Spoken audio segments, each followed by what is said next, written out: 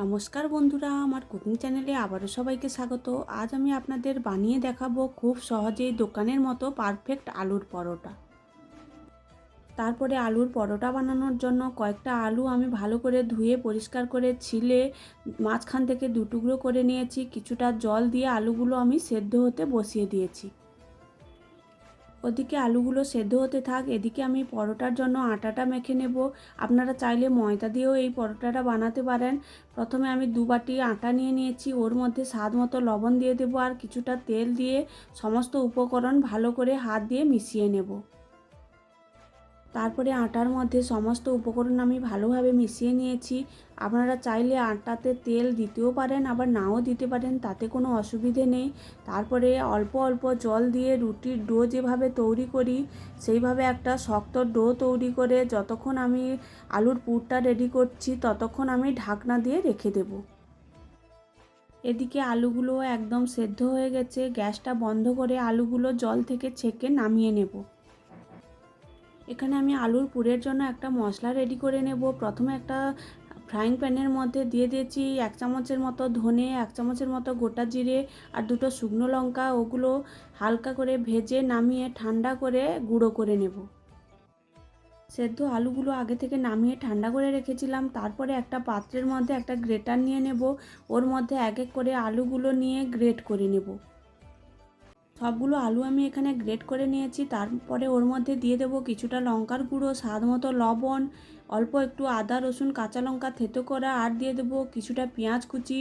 পেঁয়াজটা একদম ছোট ছোট করে কুচি করতে হবে, না হলে পরোটা বেলার সময় ফেটে যেতে পারে।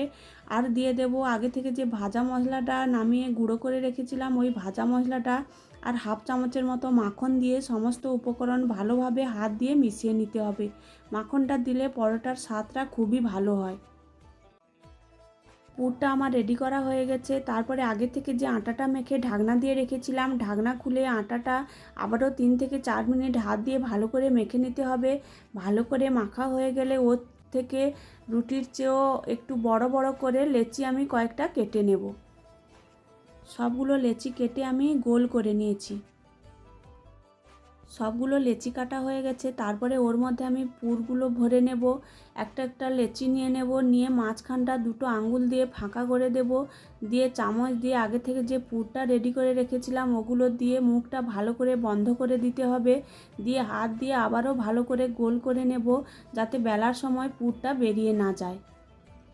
এইভাবে কয়েকটা লেচির মধ্যে পুর ভরে নিয়েছি।